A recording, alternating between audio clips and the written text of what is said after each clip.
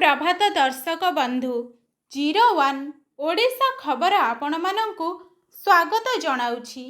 आज सेप्टेम्बर 14 तारिख रविवार। आसंतु नजर पकाइबा आजिर देश और विदेशर प्रमुख खबर गुड़िक उपरे। आजिर प्रथम खबर, केन्दुझर ठारे जीरो एक्सीडेंट डे अभियानर शुभारंभ करिसेंती मुख्यमंत्री मोहन माझी। समृद्ध ओडिशा विकसित ओडिशा र प्रस्तुति को आगक बढ़ाई नहीं मुख्यमंत्री मोहन चरण माझी आज केन्दुझर ठारे वाणिज्य और परिवहन विभाग द्वारा आयोजित जीरो एक्सीडेंट डे बा शून्य दुर्घटना दिवस अभियानर शुभारंभ करिसेंती। एही अवसर रे मुख्यमंत्री ओडिशा को एक दुर्घटना शून्य राज्य भावे गढ़िबा पाई आह्वान देइछंती। परवर्ती खबर, नुआपड़ा विधानसभा उपनिर्वाचन पाई हेब स्वतंत्र संक्षिप्त संशोधन। एनेई राज्य निर्वाचन अधिकारी पक्षरु विज्ञप्ति जारी होईछि। विज्ञप्ति अनुजाई आसंता काली सुधा मतदान केन्द्रर पुनः व्यवस्था स्थापन परिवर्तन हेब। दाबी और आपत्ति दाखल करिबा अवधि सेप्टेम्बर 15 तारिख रु 29 तारिख थिबा बेले अक्टोबर 7 तारिख सुधा दाबी और आपत्तिर समाधान होई परिबो। अक्टोबर 9 तारिख रे प्रकाश पाइब चूड़ांत भोटर तालिका। आजिर परवर्ती खबर, एही मासरे राज्य रे बहुत किछि हेबाकु जाउछि कहिछंती तोमार। बोर्ड निगम मंत्रिमंडल संप्रसारण नहीं बड़ सूचना। एही मासरे राज्य रे बहुत किछि हेबाकु जाउछि बोली बीजेपी राज्य प्रभारी विजय पाल सिंह तोमार कहिछंती। आसंता 27 तारिख रे प्रधानमंत्री नरेंद्र मोदी ओडिशा ग्रस्तरे ओडिशा आसी पारंती। जेतेबेले मोदी ओडिशा ग्रस्तरे आसंती किछि देई करी जाइथांती। प्रधानमंत्री का फोकस रे सबुबेले युव वर्ग अछंती बोली तोमार कहिछंती। नजर पकांतु परवर्ती खबर उपरे। आसंता 27 रे ओडिशा आसी पारंती प्रधानमंत्री नरेंद्र मोदी। आसंता 27 तारिख रे ओडिशा आसी पारंती प्रधानमंत्री नरेंद्र मोदी। सेवा पक्ष अवसर रे गंजाम जिला छत्रपुर रे आयोजित जनसमावेश कार्यक्रम रे जोग देई पारंती मोदी। एनेई राजस्व मंत्री सुरेश पुजारी सूचना देइछंती।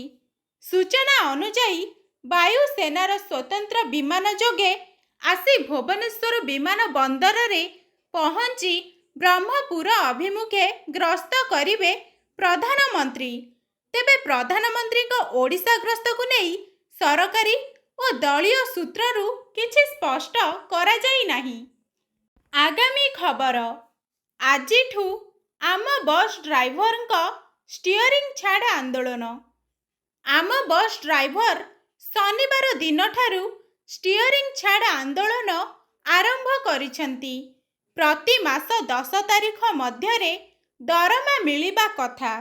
42 दिन हेब दरमा मिली नथिबारु ड्राइवर आंदोलन आरंभ होईछि।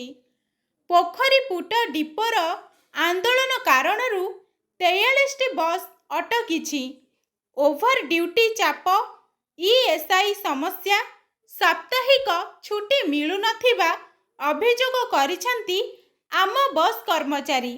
फलरे साधारण खाउटीठू यात्री जाए सभी हैरान होउछंती। आजिर परवर्ती खबर, वायु प्रदूषण को नहीं देशव्यापी बाण बंद हेबा जरूरी कहिछंती सुप्रीम कोर्ट। बाण जनित प्रदूषण नहीं सुप्रीम कोर्ट एक बड़ राय देइछंती। देशव्यापी बाण बंद करा जिबा जरूरी बोली कहिछंती सुप्रीम कोर्ट। केवल दिल्ली पाई स्वतंत्र आईन होई परिबनी। बाण बंद करिबार अछि तो सारा देश रे बंद हेउ बोली उच्चतम न्यायालय मुख्य ବିଚାରପତି ବି.ଆର୍. ଗଭାଇ କହିଛନ୍ତି, ଯଦି ବାଣ ଫୁଟାଇବା ଉପରେ ପ୍ରତିବନ୍ଧକ ଲଗାଯିବା ଉଚିତ, ତେବେ ଏହାକୁ ସମଗ୍ର ଦେଶରେ ନିଷେଧ କରିବା ଉଚିତ ବୋଲି ସେ କହିଛନ୍ତି। ନଜର ପକାନ୍ତୁ ପରବର୍ତ୍ତୀ ଖବର ଉପରେ। ପିଏମ୍ କିଷାନ କେୱାଇସି ଅପଡେଟ୍ ଅବଧି ବୃଦ୍ଧି କଲେ ରାଜ୍ୟ ସରକାର। ପିଏମ୍ କିଷାନରୁ ବାଦ ପଡ଼ିଥିବା ଚାଷୀଙ୍କ ପାଇଁ ବଡ଼ ଖବର। ସେପ୍ଟେମ୍ବର 8 ତାରିଖରୁ କେୱାଇସି ଅବଧିକୁ ଆଉ 6 ମାସ ପର୍ଯ୍ୟନ୍ତ ବଢ଼ାଇଛନ୍ତି ରାଜ୍ୟ ସରକାର। ସିଏମ୍ କିଷାନ ପାଉଥିବା ହିତାଧିକାରୀ ପିଏମ୍ କିଷାନରେ କେୱାଇସି ଅପଡେଟ୍ କରି ସାମିଲ ହୋଇପାରିବେ।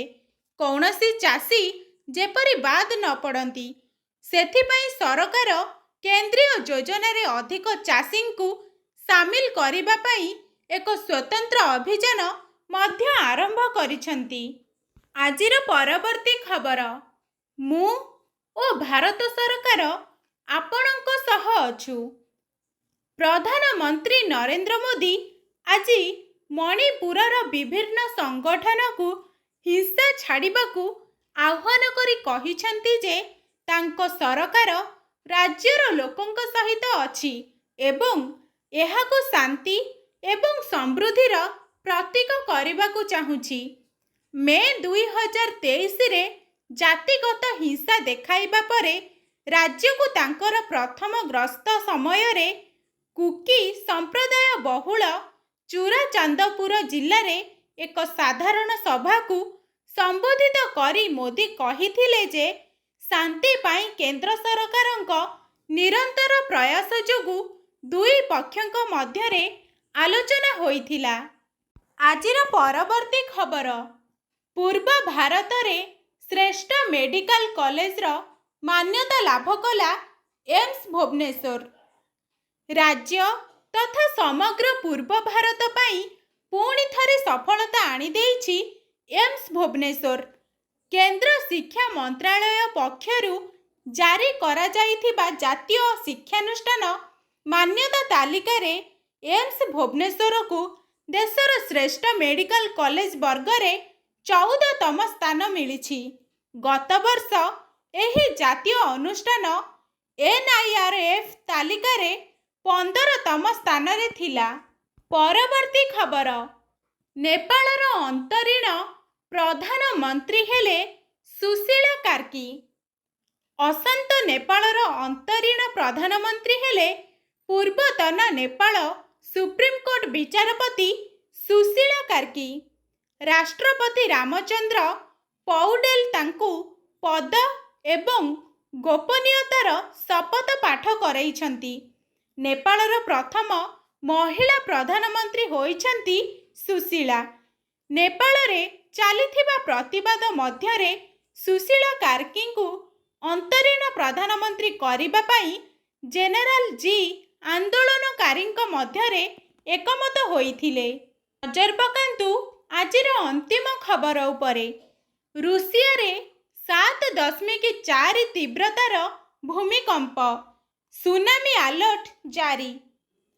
ରୁଷିଆର କାମଚଟକାର ପୂର୍ବ ଉପକୂଳରେ ଶନିବାର ଦିନ ସକାଳେ ପୁଣି ବଡ଼ ଧରଣର ଭୂମିକମ୍ପ ଅନୁଭୂତ ହୋଇଛି।